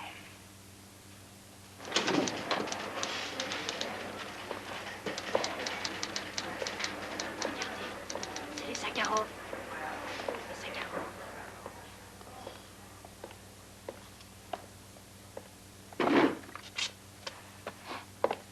Il a encore refusé son visa.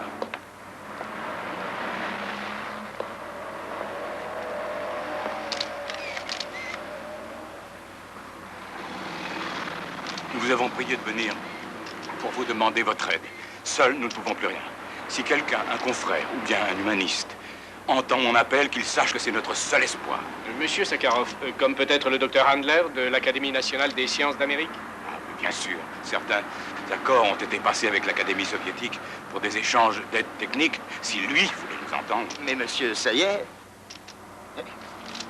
Écoutez le message qu'il a envoyé hier. Je cite. Il serait extrêmement difficile d'envisager une application fructueuse des accords de coopération scientifique avec l'Amérique si l'esprit de détente devait être endommagé par de nouvelles interventions à l'encontre de monsieur Sakharov. Il a envoyé ce message à l'Académie des sciences hier. Bonne nouvelle, non? C'est bien, non? C'était dans la presse ce matin. Et en Amérique, pas ici, bien sûr. Et votre réaction, monsieur? Je ne savais pas.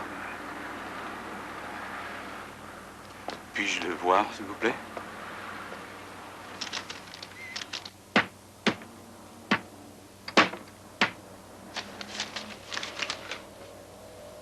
Voilà, vous l'avez. Maintenant, partez. Mais il faut que vous sachiez que votre mari ne sera jamais autorisé à prendre l'avion pour vous rejoindre. Vous croyez que je veux m'enfuir? Mais je suis russe comme vous. Je reviendrai.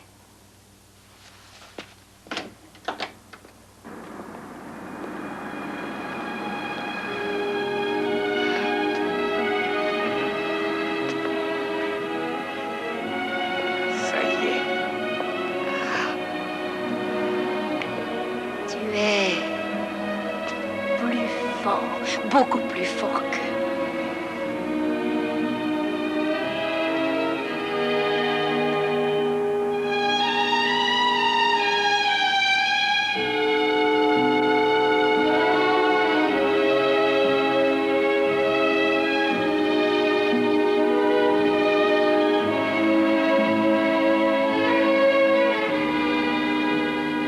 Et ils le lui promirent. Mais que s'est-il passé dès qu'elle est sortie? Le loup frappe à la porte et il dit « Mais laissez-moi entrer ». Mais eux l'avaient reconnu, ils lui ont pas ouvert la porte. Alors le loup va trouver le maréchal Ferrand et lui dit « J'ai la voix trop grave, j'aimerais avoir la voix d'une chèvre, est-ce possible ?» Alors le maréchal Ferrand lui ouvre la bouche, il lui dit « Mais vous avez une langue trop grosse, il faut la rapetisser et vous aurez la voix d'une voix d'une chèvre. N'y touche pas. Tenez, mettez votre langue sur mon enclume. Bonjour, c'est l'ambassade de Norvège. Le maréchal Ferrand. Ferrand. Parler à Monsieur Sakharov. Entrez, je vous en prie.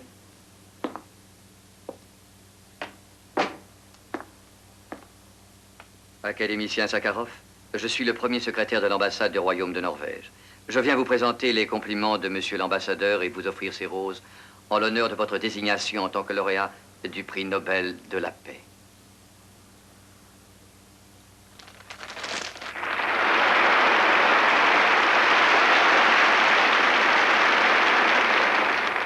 Le texte de la citation est le suivant. Monsieur Sakharov, par son action courageuse et individuelle en faveur de la paix pour l'humanité, a servi de puissante inspiration à tous ceux qui s'évertuent à promouvoir la paix. Sakharov s'est battu non seulement contre l'abus de pouvoir et contre les atteintes à la dignité humaine, mais aussi, et avec une égale ardeur, pour défendre l'idée d'un État fondé sur le principe de la justice pour tous. Le comité du prix Nobel regrette vivement qu'on ait empêché M. Andreï Sakharov d'être parmi nous ici ce soir. Mais M. Sakharov sera bien représenté à Oslo ce soir par une personne qu'il a lui-même choisie. Elle est arrivée à Oslo ce soir, directement d'Italie, où elle a subi une intervention chirurgicale qui, je suis heureuse de vous le dire, a été une complète réussite. Mesdames et messieurs, ce soir, pour vous lire les commentaires de M. Sakharov, j'ai le grand honneur de vous présenter sa femme, le docteur Elena Bonner Sakharov.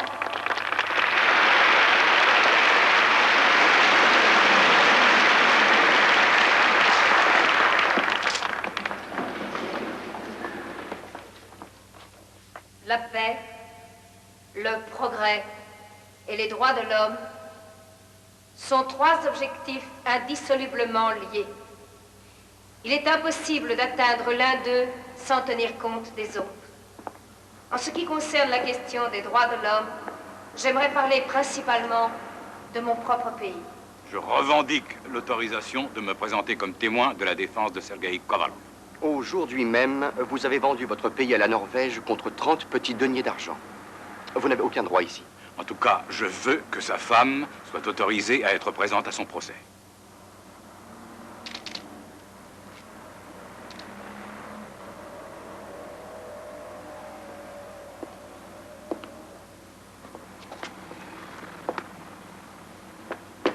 Il est insupportable de songer qu'exactement au moment où nous sommes réunis dans cette salle pour une soirée de réjouissance, des centaines et des milliers de prisonniers d'opinion puissent souffrir et soient obligés de livrer un combat incessant pour le respect de leur dignité et pour conserver leurs convictions contre la machine à endoctriner et finalement contre la destruction de leur âme. Nous devons refuser l'arbitraire et créer une nouvelle vie qui soit digne de ce que nous sommes et des objectifs que nous ne pouvons que vaguement apercevoir. Merci.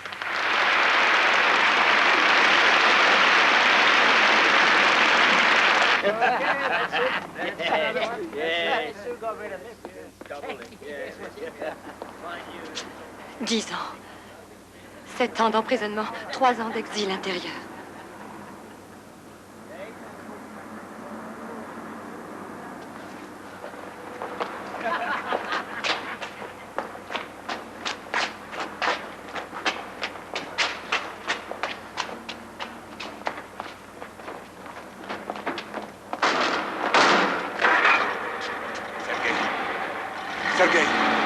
Sergueï!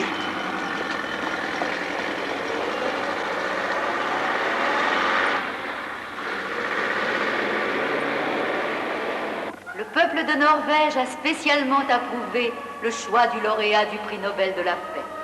Il a défilé à la lumière des torches pour exprimer ses sentiments.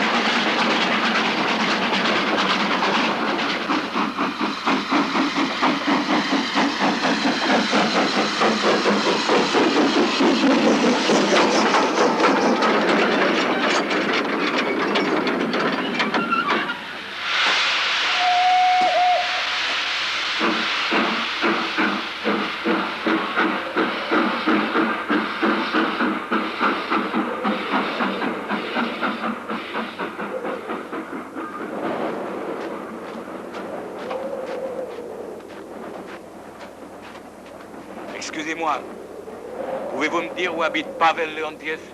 Qui veut le savoir? Je m'appelle Andrei Sagarov. Voici ma femme, Elena. La police nous a montré des photos de vous. Ils ont dit qu'à votre arrivée, personne ne devait vous aider. Je vous avais reconnu de toute façon. J'écoute les radios des pays étrangers. C'est comme si on comptait pas nous autres. Ils s'embêtent pas à brouiller la Sibérie. Alors c'est votre femme, hein? J'ai entendu votre discours d'Oslo. Vraiment bien. Merci. Je vais vous montrer la route. Ça fait une sacrée trotte. 10, 12 heures.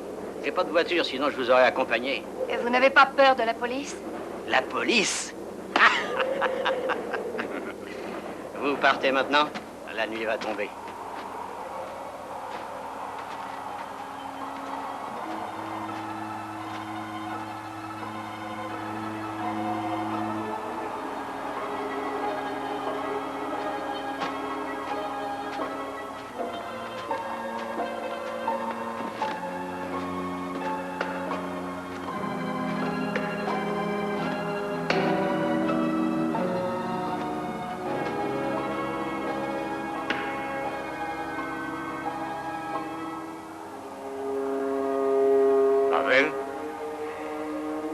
Voyez-vous ça?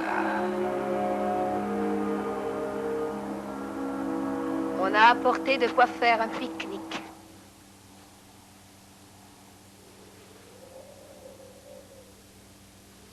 Y a-t-il quelqu'un en particulier dont tu voudrais avoir des nouvelles?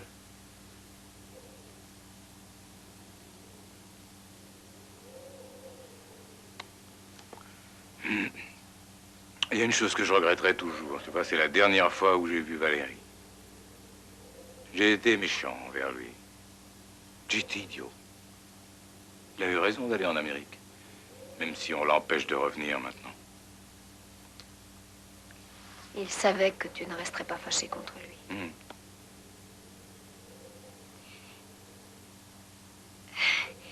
Des fois, je pense qu'on vit dans le pays le plus extraordinaire au monde, c'est vrai? Je préférerais vivre n'importe où ailleurs. Pas vous? Je ne vois pas où nous irions, nous. Nous restons russes. La Russie est notre pays, notre terre. À votre place, je fuirais comme un voleur. S'il nous disait qu'on peut emmener toute la famille avec nous, bien sûr, on pourrait l'envisager. On ne pourrait vivre nulle part sans eux. Je fuirais tout de suite. Vous n'avez aucune idée de la vie que je mène ici. Quand le vent mugit. Quand le vent mugit.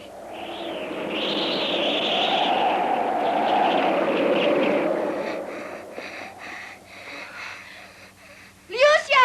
Lucia!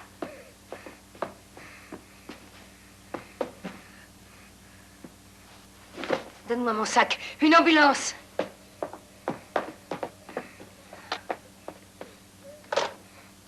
Prépare une solution salée, n'importe quoi, mais il faut le faire vomir. Hôpital? Oui. Envoyez une ambulance au 35, Gérard là-bas, appartement 12. Sakharov.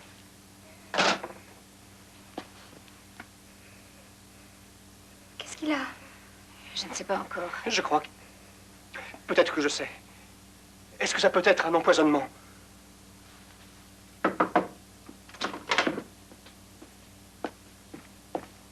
Où est le malade? Andrei Dmitrievitch. Ce matin, après ton départ, Matvei et moi, on vidait les ordures. Quand deux types se sont amenés, et ils ont dit, si vous n'arrêtez pas vos conneries, c'est toi et le gosse et toute la famille qui finiraient au milieu des ordures. Plus tard, Matvei jouait et je l'ai entendu crier. Quand je suis arrivé, il m'a montré sa bouche, mais il n'a rien pu me dire. Et tu n'as vu personne? Ces deux hommes. Ça, j'ai pas fait attention. Là. Allez-y. Doucement.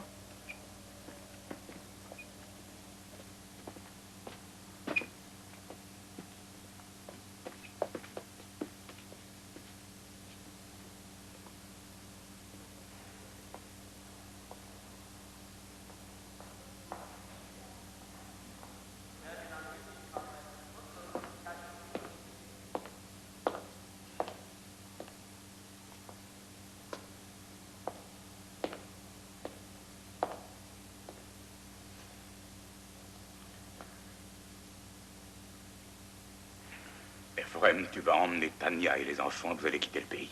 Quoi? Alyosha, toi aussi. Non. Et vous laissez ici? On ne partira pas. Pas sans vous. Écoutez-moi. J'ai peur. Ils continueront à vous harceler tous pour m'atteindre, moi. Mais ça, on sait. Nous n'avons pas peur du KGB. Ah non, même pas ce soir. Jamais je n'aurais cru ça possible. Votre mère et moi savions que nous serions séparés de tous, tôt ou tard, ou alors séparés l'un de l'autre. Nous savions qu'ils chercheraient à nous punir. La prison, le camp d'internement ou l'asile psychiatrique. Mais ça... Ah non. Ah, ce qu'ils ont fait à Matvei. Non, il faut partir, hein, tout de suite. Non. Fuir comme ça et vous laisser seul. Et comment veux-tu qu'on vive si nous avons peur à chaque minute? Ils vont essayer de supprimer mes petits-enfants. Et comment travailler? Votre mère est la femme la plus forte qui soit, mais ces histoires vont la rendre folle. Et notre famille?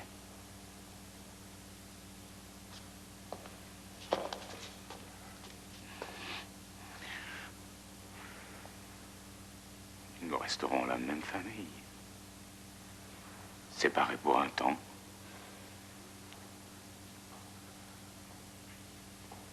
Je crois qu'ils vous laisseront partir. Regardez ce qu'on leur offre. L'occasion de disperser ma famille. Ils croient qu'ils vont nous punir.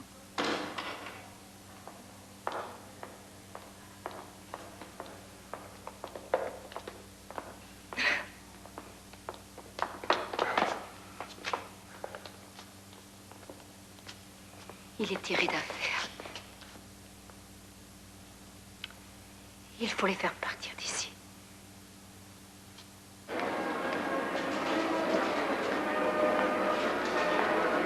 Je suis tellement heureux.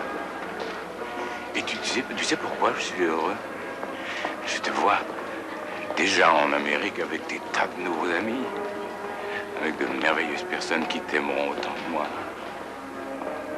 Je t'écrirai toutes les semaines. Je t'enverrai des photos de tes animaux préférés.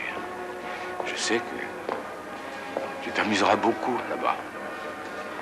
Et tu sais quoi? Aujourd'hui, c'est vraiment le plus beau jour de ma vie.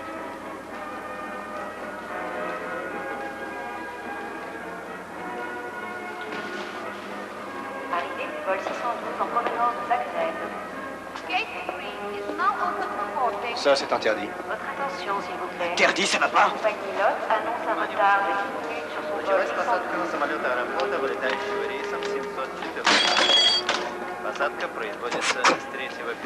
La compagnie Aeroflot annonce le départ de son vol numéro 412 à destination d'Ankara.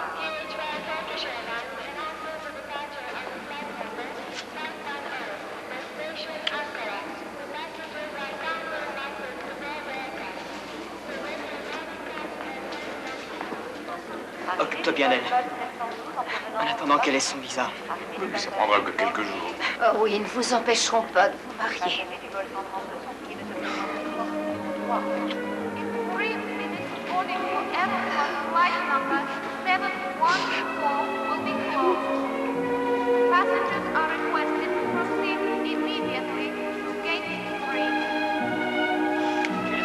Заканчивается посадка на самолет аэрофлота, вылетающий рейсом 704.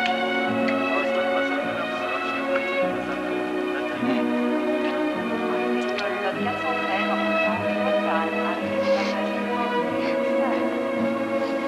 Dernier appel pour les passagers du vol 132. Dernier appel pour embarquement immédiat, porte numéro 3.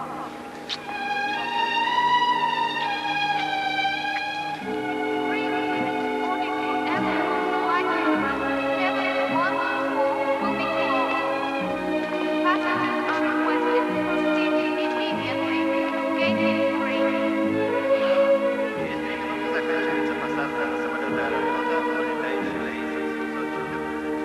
Просьба к пассажирам срочно пройти посадку. Le 22 janvier 1980, la police soviétique a arrêté Sakharov. On lui retira toutes ses distinctions et on l'accusa d'avoir eu des activités subversives contre l'État soviétique et d'avoir œuvré contre la détente internationale. Décision bénéficiant de l'approbation du peuple soviétique. Sans qu'il ait été jugé, on l'assigna à résidence dans la ville industrielle de Gorky, où sa femme le rejoignit de son propre gré. Sous surveillance 24 heures sur 24, on lui interdit de rencontrer des étrangers ou des éléments subversifs, d'écrire ou de téléphoner, même à sa famille. Près de 2 ans plus tard, les Sakharov entamèrent une grève de la faim qui dura 18 jours. À 2 doigts de la mort, ils cessèrent leur jeûne uniquement quand les autorités accordèrent à Lisa le droit de rejoindre Alyosha aux États-Unis. Aujourd'hui, malgré d'incessantes protestations internationales, Andreï Dmitrievitch Sakharov et Elena Bonner Sakharov, tous deux en très mauvaise santé et constamment harcelés, sont toujours en exil à Gorky.